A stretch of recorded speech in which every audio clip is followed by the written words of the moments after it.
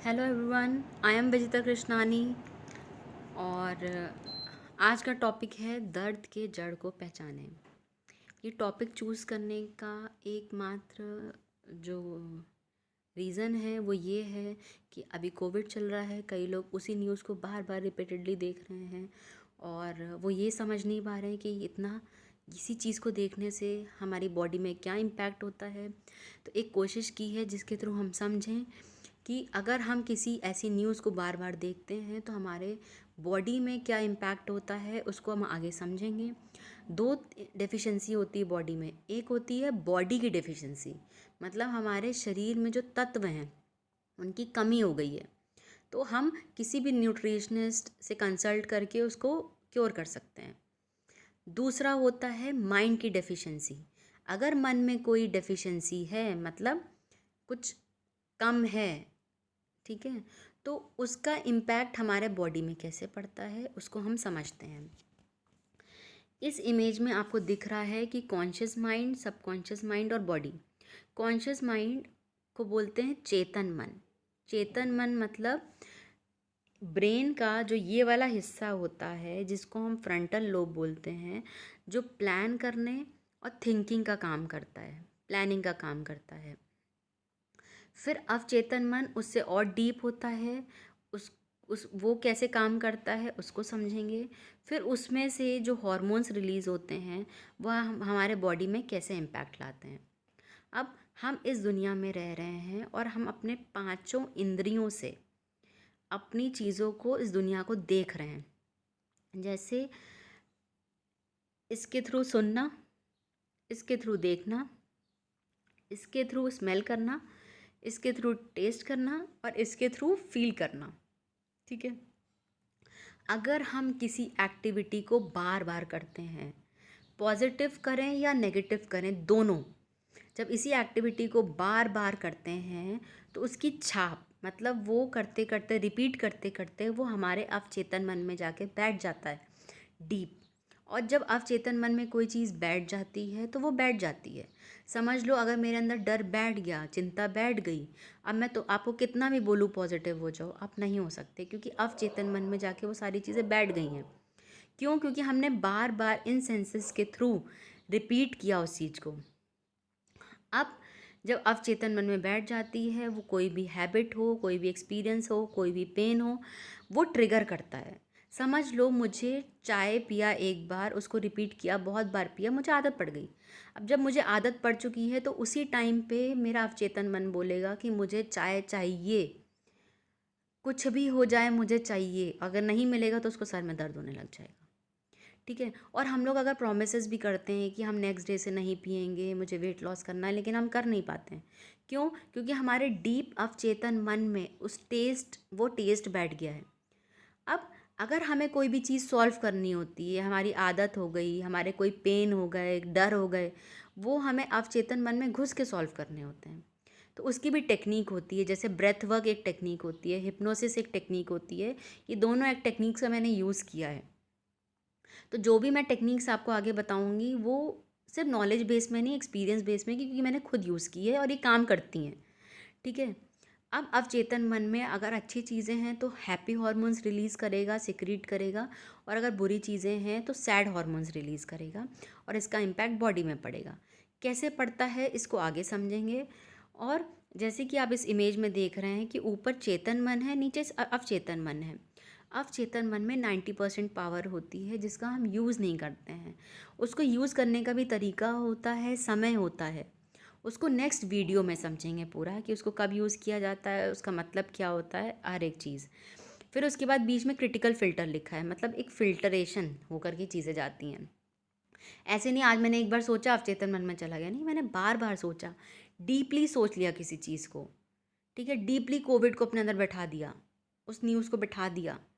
हम इस टाइम में पॉजिटिव चीज़ें भी तो कर सकते हैं। हम कुछ ऐसा कर सकते हैं कि अच्छा ठीक है, अवेयरनेस कैसे फैलाएं, कुछ अच्छे ग्रुप्स बनाएं, अच्छी कम्युनिटी से जुड़ें।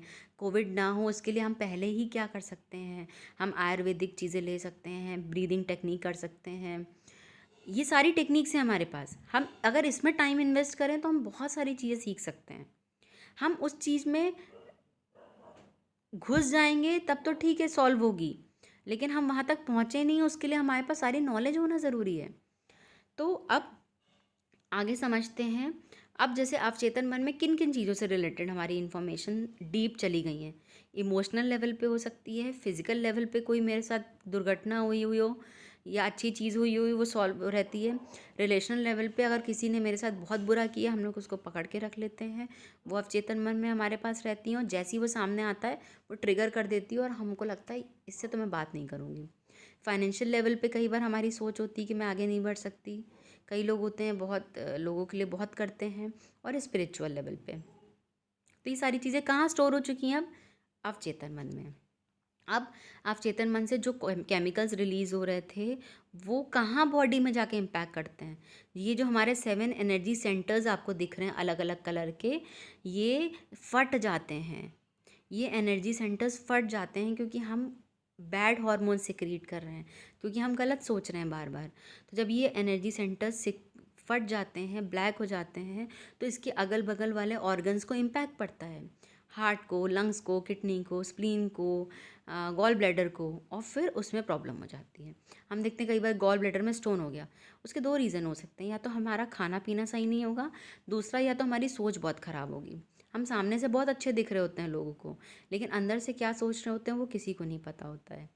तो इसी तरीके से ये 7 चक्र हैं। इन 7 चक्रों का भी एक वीडियो बनाएंगे, सबकॉन्शियस माइंड का भी एक वीडियो बनाएंगे, और जो टेक्निक्स हैं जिसके थ्रू हम चीज़ों को सॉल्व कर सकते हैं अपने लाइफ में, उसका भी हम बनाएंगे।